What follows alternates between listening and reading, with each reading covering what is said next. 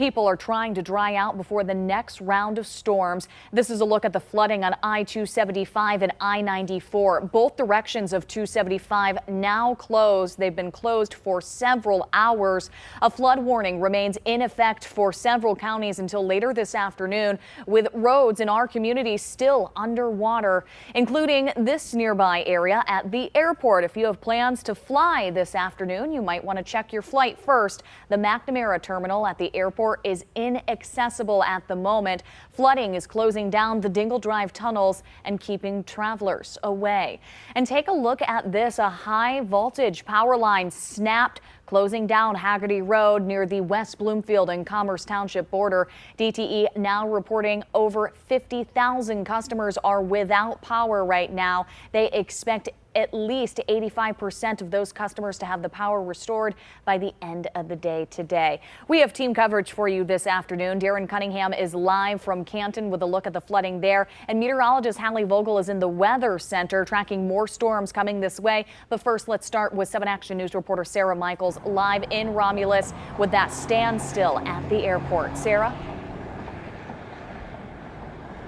Allie, it has been absolute chaos at Detroit Metro Airport this morning. Take a look at where we're at right now. We're right outside the McNamara terminal, where you can see right there on the outbound ramp people who are walking in from the airport. We have seen dozens of people who have made the trek from the airport. It's about a mile long. Some people actually walking through the flooding. And if you look both east and west here on Eureka Road, there are hundreds of cars. Some of these people telling me they've been waiting since 5 a.m. this morning trying to get to their flights.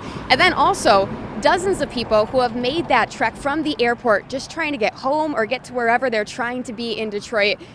It's been chaos. A lot of people are frustrated. I just met Jared here. He's from the Ann Arbor area. And Jared, how long have you been along this road today? We've been out here since about 6 o'clock this morning. We had a 7 a.m. flight out, so we got here a little bit before 6. We, turned in and we're trying to get out, get down there because, we're trying to get an opportunity to get out of town, my wife and I, before school starts for the kids. And she's had a bunch of medical issues recently, so it'd be nice to just get away. But, we spent about 2 hours there until people finally came and marshaled us out of there, down by where, there's water and you could see, just water kept, coming in off of the taxiway and roads above. And the other sides, you could tell it was definitely flooded. And so just been seeing people with like bags and everything, trying to do stuff. We got some food and we're coming back here and we're still hoping to get out, although we just got notice our flight's boarding, but it still looks like there's no way to get into the island of the airport. I just spoke to a family from the area who's been trying to get to New York for a special occasion. They told me they're extremely frustrating, and now they're trying to make the walk to the airport. Is that something that's crossed your mind at all? No, not really, because we drove here. We were going to park at the terminal, and even if we were to park at like an off airport place, we would then have to somehow get here. There's no shuttle buses and such, and the lack of public transit in the Detroit area. I think a lot of people know about the challenges of that, getting from community to community. There's no way to get even to get to right here, because this wasn't built to be able to be be pedestrian accessible. Jared, thank you so much. I hope you guys make it to Orlando. Thank you for talking with us. We did just recently hear from Detroit Metro Airport. Just minutes ago, they released an update saying they can't give an exact timeline to when these ramps are going to open once again, but they did say that this ramp right here on Eureka Road, Allie, this is going to be the first one to open. We'll be up at 4 and 5 tonight, giving you guys live updates, letting you know if these travelers are ultimately able to make their flights today. What a travel nightmare to see everyone with their luggage on the side of the road, including that little girl just hanging on to her teddy bear, hoping to make their flight. Sarah, thank you. Let's send things over now to 7 Action News reporter Darren Cunningham. He's live in Canton, where a number of cars got stuck in flooded waters there. Darren, how are things looking at this hour? Yes, good afternoon, Allie. I'm at the intersection of Ford Road and Sheldon, and looking in either direction on Sheldon, there's simply no way to pass through without risking stalling out. So here we're facing southbound.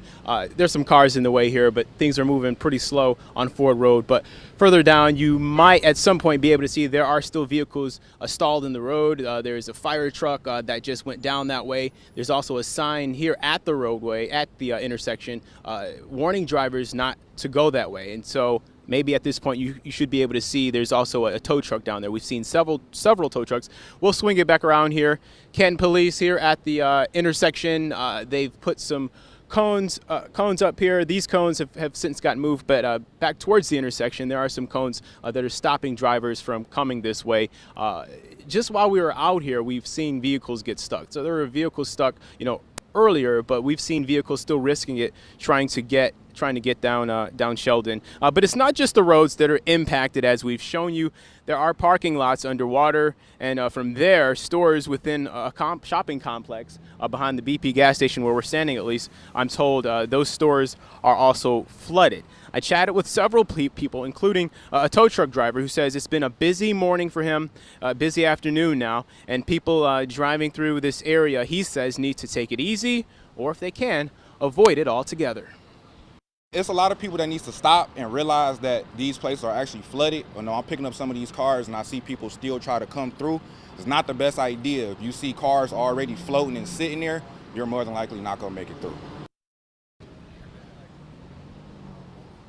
All right. Now I've learned residents on the first floor of a senior living center right across the road here are also dealing with flooding, that first floor. So a lot of folks dealing with a mess out here. Canton police are at this intersection making sure other folks don't try to come down this way. So we'll be out here. I've reached out to Canton to try to see what their plan of attack is. As I said, as you've seen, the fire truck is out here, police are out here, so they're trying to manage this as best as they can. And so we'll be sure to have more for you on this situation on later editions of 7 Action News. Live in Canton, Darren Cunningham, 7 Action News. Such a busy intersection there. Darren, thank you. And we're going to be taking a live look now from Chopper 7 over I-275. This is just south of I-94. Now, both directions of I-275 still closed this afternoon. We're seeing at least one car stuck there. We saw several cars throughout the morning stuck along 275, looking more like a river at this point compared to a freeway.